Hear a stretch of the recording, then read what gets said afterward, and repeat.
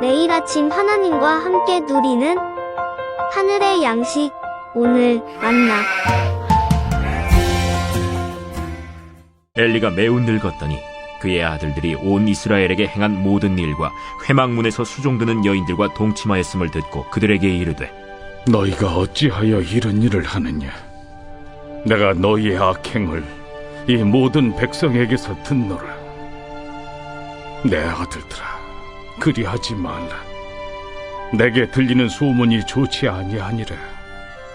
너희가 여호와의 백성으로 범죄하게 하는도다. 사람이 사람에게 범죄하면 하나님이 심판하시려니와, 만일 사람이 여호와께 범죄하면 누가 그를 위하여 간구하겠느냐?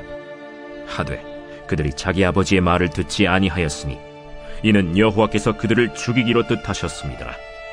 아이 사무엘이 점점 자라매 여호와와 사람들에게 은총을 더욱 받더라. 하나님의 사람이 엘리에게 와서 그에게 이르되, 여호와의 말씀에 너희 조상의 집이 애굽에서 바로의 집에 속하였을 때에 내가 그들에게 나타나지 아니하였느냐? 이스라엘 모든 지파 중에서 내가 그를 택하여 내 제사장으로 삼아 그가 내 제단에 올라 분향하며 내 앞에서 에봇을 입게 하지 아니하였느냐? 이스라엘 자손이 드리는 모든 화제를 내가 내 조상의 집에 주지 아니하였느냐? 너희는 어찌하여 내가 내 처소에서 명령한 내 제물과 예물을 밟으며 내 아들들을 나보다 더 중히 여겨 내 백성 이스라엘이 드리는 가장 좋은 것으로 너희들을 살지게 하느냐? 그러므로 이스라엘의 하나님 나 여호와가 말하노라.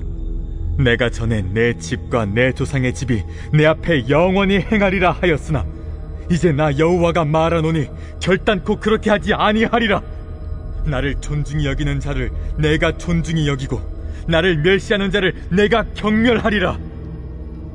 보라, 내가 내 팔과 내 조상의 집 팔을 끊어 내 집에 노인이 하나도 없게 하는 날이 이를지라.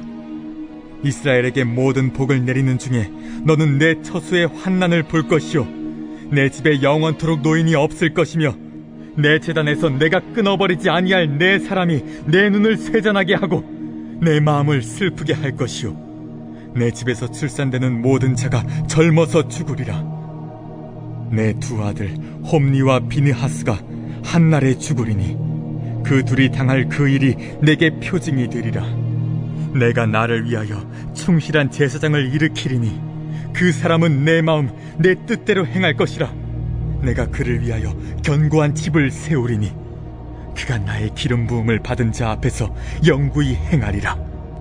그리고 내 집에 남은 사람이 각기 와서 은 한 조각과 떡 한 덩이를 위하여 그에게 엎드려 이르되, 청하노니 내게 제사장의 직분 하나를 맡겨 내게 떡 조각을 먹게 하소서 하리라 하셨다. 하니라.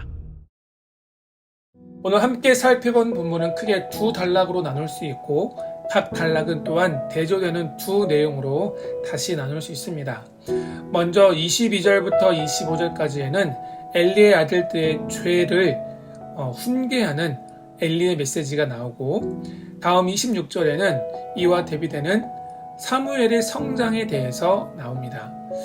두 번째 단락인 27절부터 34절에는 앞으로 엘리의 제사장 가문이 당하게 되는 심판에 대해서, 그리고 마지막 35절과 36절에는 하나님이 엘리 가문을 대신해서 새로운 제사장 가문을 세우실 것이라는 말씀이 기록되어 있습니다.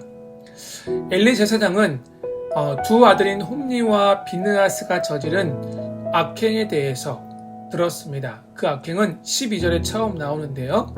그들은 하나님의 제사를 멸시하고 제사장의 직분을 이용해서 자신들의 탐욕을 채웠습니다. 그리고 두 번째 악행은 22절에 기록되어 있는데 바로 회막에서 수종드는 여인들과 동침한 것이었어요. 엘리는 자신들의 두 아들의 소문을 백성들로부터 들었고 이제 아들들을 불러다가 훈계합니다. 엘리 제사장이 아들들에게 했던 훈계를 살펴보면 이런 내용입니다. 이렇게 행동해서 되겠니? 들리는 소문이 좋지 않구나.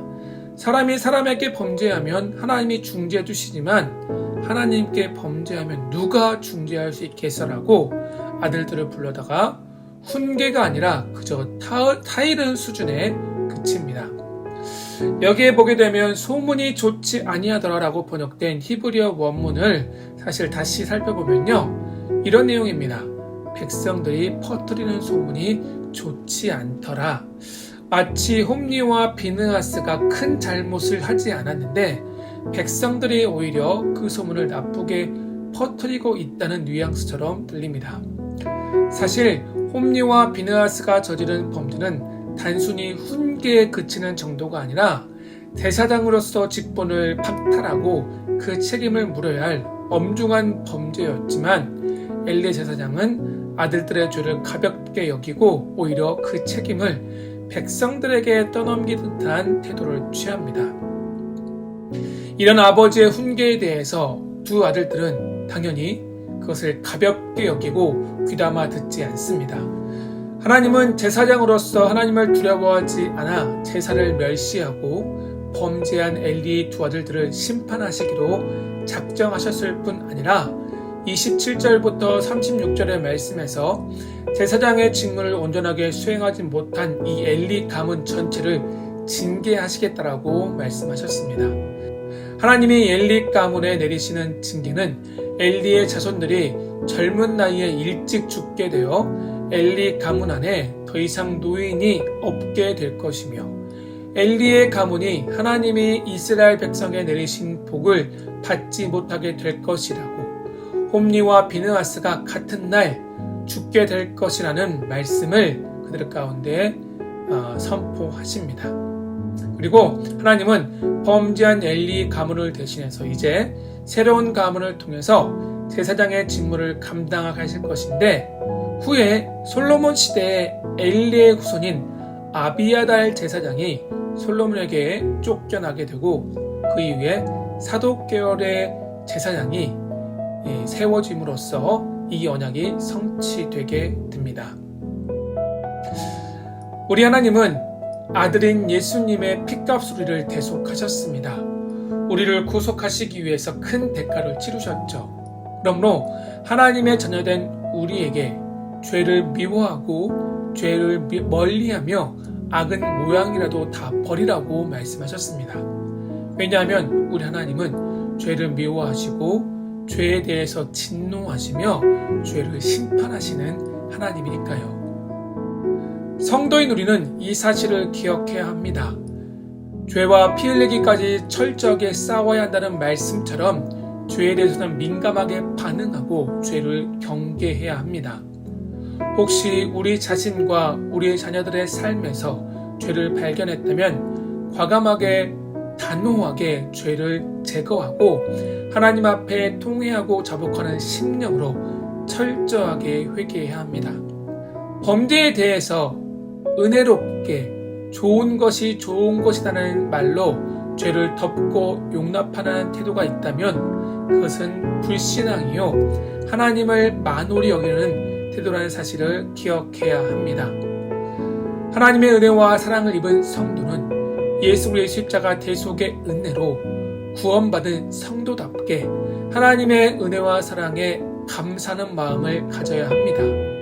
그뿐만 아니라 하나님은 죄를 미워하시고 죄를 반드시 기억하시며 죄에 대해서 심판을 하시는 분이라는 사실을 기억해야 합니다. 왜냐하면 우리 하나님은 공의의 하나님이니까요. 혹시 우리 안에 발견한 죄가 있다면 그 죄를 가지고 십자가 앞에 나아갑시다. 죄를 가볍게 여기지 마시고 온전한 회개를 통해서 그 죄 문제를 반드시 해결받아야 합니다. 그것이 바로 우리가 하나님을 존중하고 경외하는 길이며 성도로서 거룩을 회복하는 길이라는 사실을 기억합시다. 그럴 때 하나님께서 우리를 다시 한번 십자가 안에서 우리를 온전히 깨끗게 하시고 하나님께서 약속하신 풍성한 은혜와 사랑을 받아 누리게 하실 것을 믿습니다. 이러한 믿음을 가지고 다시 한번 십자가 앞에 온전히 나아가는 우리 모두 되시기를 주의 이름으로 축원합니다.